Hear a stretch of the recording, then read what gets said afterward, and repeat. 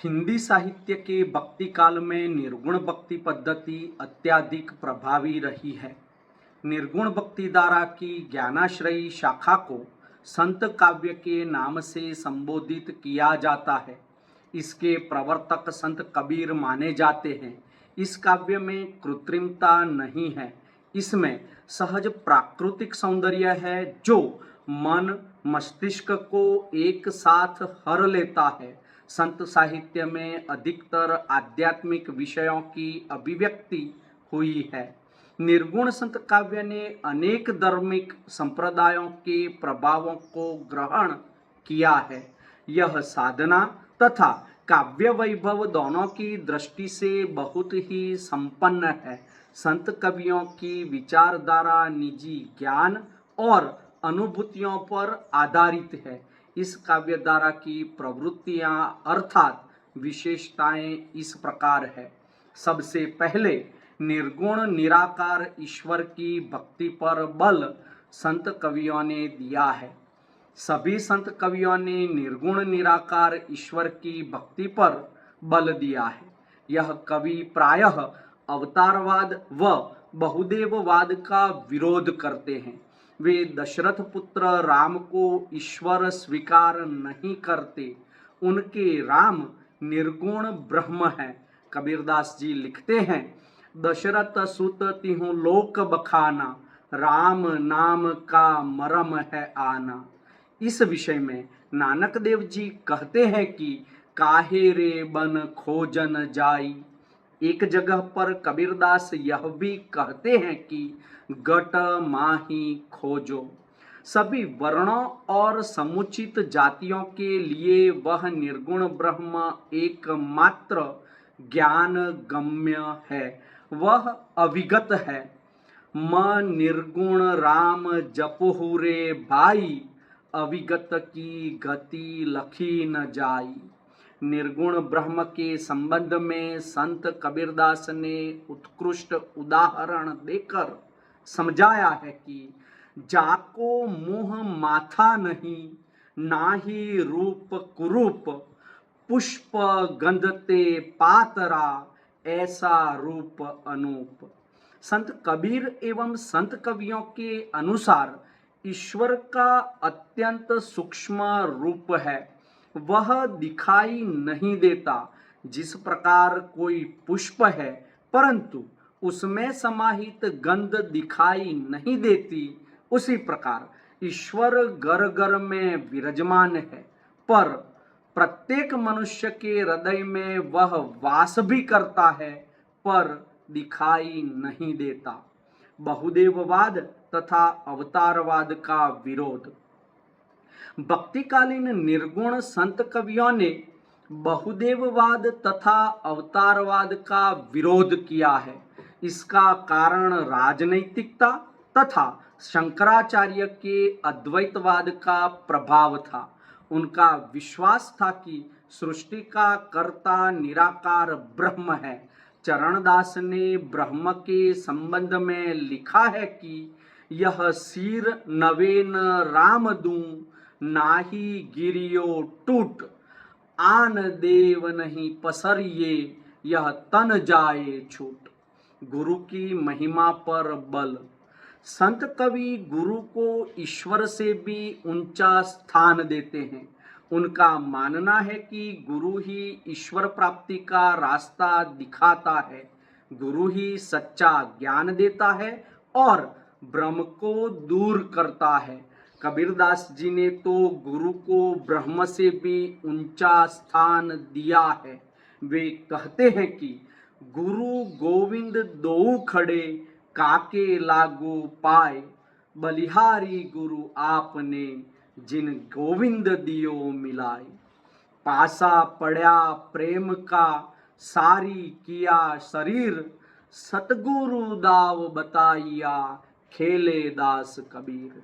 उनके अनुसार गुरु ही सच्चा ज्ञान देता है, दुविधा दूर करता है व मन के विकारों को हटाता है।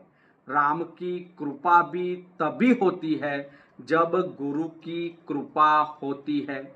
बिना गुरु की कृपा परमात्मा की कृपा संभव नहीं है। जाति पाति तथा वर्ण व्यवस्था का विरोध। सभी संत कवियों ने सामाजिक समानता पर बल दिया। इन्होंने वर्णगत व जातिगत भेदभाव को अस्वीकार किया है। इसलिए संत कवियों ने जाति पाति, ऊंच नीच व छुआछूत का विरोध किया। कवि ने बड़े ही सरल शब्दों में कहा है कि जाति पाति पूछे नहीं कोई, हरि को भजे सो हरि का होई। कबीरदास जी ने अपने अपने धर्म पर इतराने वाले हिंदुओं एवं मुसलमानों पर प्रहार करते हुए कहा है कि हिंदू कहे मोहि राम पियारा, तुर्क कहे रहीमाना, आपस में दो लड़ी मुए, मरम काऊ न जाना। वस्तुतः संत कवियों का मूल उद्देश्य सच्चे मानव धर्म की स्थापना करना था। कबीरदास जी यह भी कहते हैं कि तू ब्राह्मण मैं काशी का जुलाहा, चिन्ह न मोर गिनाया, तू जो बामण बामणी जाया, और राह है क्यों नहीं आया। रूढ़ियों और आडंबरों का विरोध। सभी निर्गुण संत कवियों ने रूढ़ियों, मिथ्याडंबरों तथा अंधविश्वासों की कटु आलोचना की है।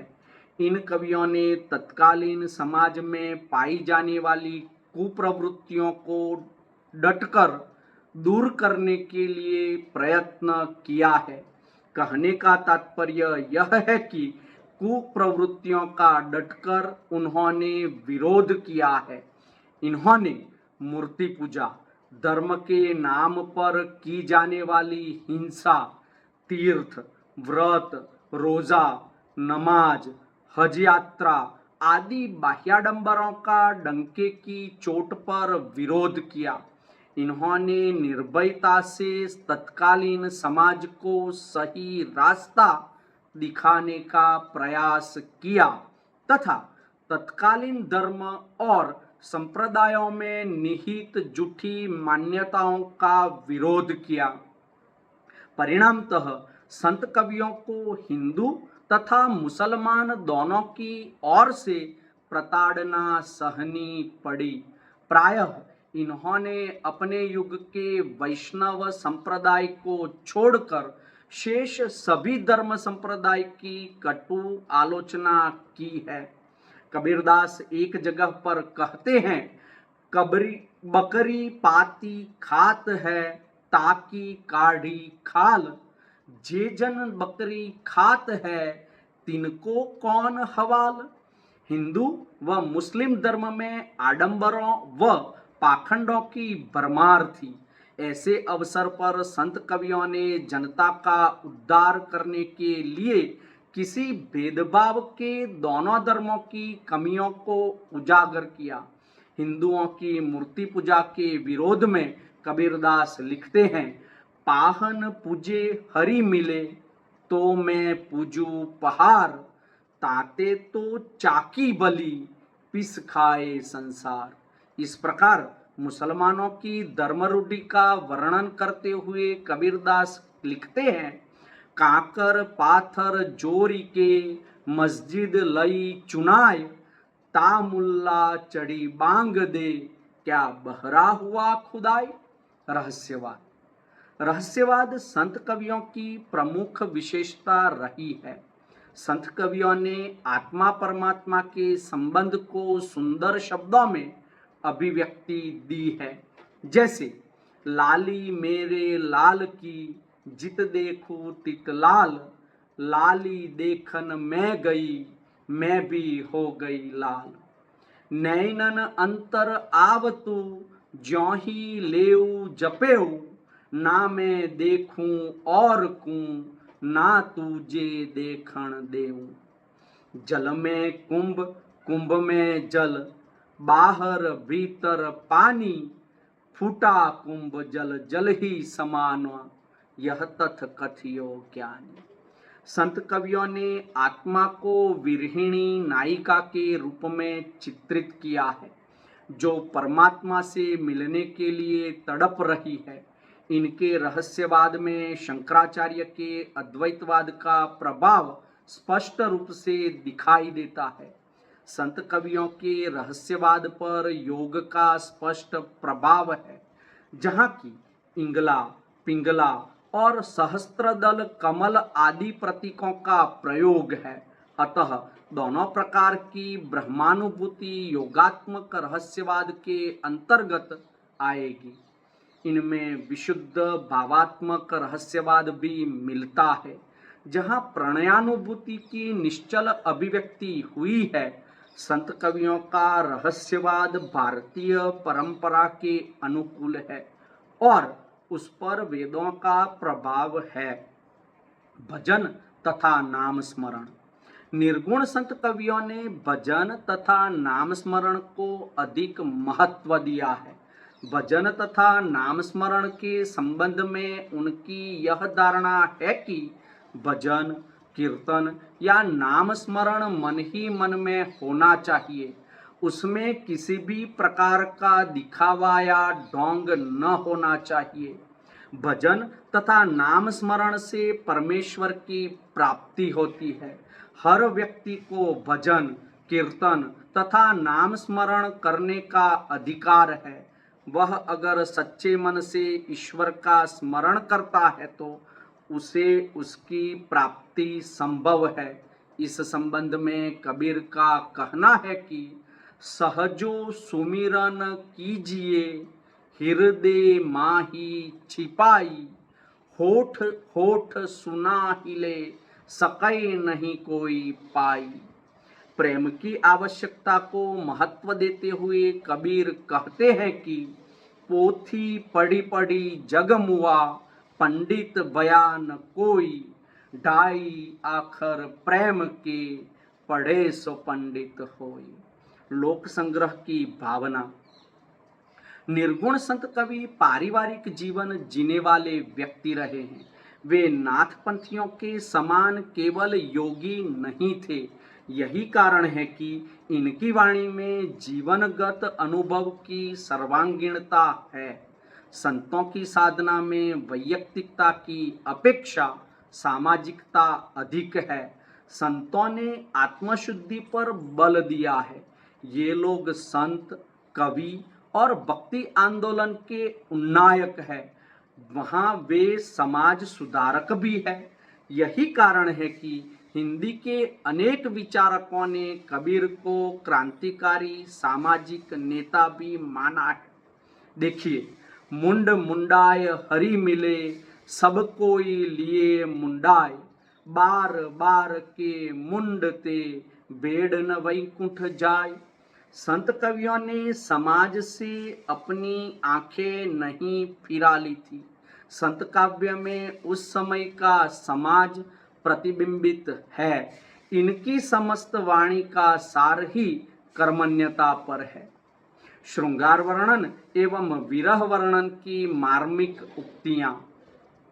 संपूर्ण संत साहित्य में श्रृंगार एवं शांत रस का चित्रण हुआ है। इन कवियों ने संयोग और वियोग का अत्यंत कलात्मक एवं मनोहारी चित्रण किया है। उपदेशपरक सूक्तियों में शांत रस की व्यंजना हुई है। कहीं कहीं इनका स्वर कर्कश हुआ है, किंतु वहाँ लोक कल्याण की भावना रही है। संत वाणियों का काव्य पक्ष उनकी प्रणयोक्ति में ही यथार्थ रूप से निखर पाया है। संत साहित्य में संयोग पक्ष के अंतर्गत रूपाकर्षण, प्रिय मिलन, प्रथम समागम, हर्षोल्लास, मिलनोत्कंठा, झूला झूलना आदि का वर्णन मिलता है। जैसे नैनन की करी कोठरी, पुतरी पलंग बिछाए, पलकन की चिकडारी के, पिय को लिया रिचाए। संत कवियों का श्रृंगार रस चाहे लौकिक हो या अलौकिक, उसमें एक अनुपम माधुर्य रस है। वह लौकिक रूप में जितना आह्लादक है, अलौकिक रूप में उतना ही आनंददायक है। संत कवियों का श्रृंगार वर्णन भी इनके व्यक्तित्व, धर्म और दर्शन के समान कुछ विलक्षण तथा निराला है। इनमें श्रृंगार में दिव्य रस की आर्द्रता है, वासना की अविलता नहीं। नारी के प्रति दृष्टिकोण। संत कवियों ने कुछ स्थान पर नारी को माया का प्रतीक माना है। उनका मानना है कि व्यभिचारी इंसान ईश्वर भक्ति से विमुख हो जाता है और पतन का शिकार हो जाता है। व्यभिचारिणी स्त्री विषैले सर्प से भी अधिक भयंकर होती है। कबीरदास इस विषय में एक स्थान पर कहते हैं कि नारी की जाई परत अंधा होत भुजंग, कबीरा उनकी क्या गति जो नित नारी के संग। परंतु ऐसा कबीरदास जी ने केवल व्यभिचारिणी स्त्री के बारे में कहा है। सती, साध्वी और पतिव्रता नारी की उन्होंने मुक्त कंठ से प्रशंसा की है। वे कहते हैं, पतिव्रता मैली बली, काली कुलीच कुरूप, पतिव्रता के रूप पई, वारों कोटि स्वरूप। संत कवियों ने अपनी आत्मा को भी नारी के रूप में चित्रित किया है, जो परमात्मा रूपी नायक से मिलने को आतुर है। कबीर माया के दो रूप, सतमाया तथा असत माया मानते हैं। संत कवियों ने सत को स्वीकार कर, असत को अस्वीकार कर उसकी द्रोणा की है। माया से सावधान। निर्गुण संत कवियों ने माया से सावधान रहने का उपदेश दिया है, क्योंकि रमैया की दुल्हन ने सबको बाजार में लूट लिया है और ब्रह्मा, विष्णु और महेश भी उनके वशीभूत है। यह भगवान से मिलने के मार्ग में बहुत बड़ी बाधा है। यह माया महाठगिनी है। इसने मधुर वाणी बोलकर अपनी त्रिगुण फांस में सबको फंसा लिया है। जैसे माया महाठगिनी हम जानी, त्रिगुण फांस लिए वह डोले, बोले माधुरी बानी। संत कवियों के अनुसार काम, क्रोध, मद, लोभ, मोह पंच विकार माया के रूप है। संत कवियों का मानना है कि ज्ञान की प्राप्ति करके मनुष्य इस माया के चुंगल से मुक्त हो सकता है।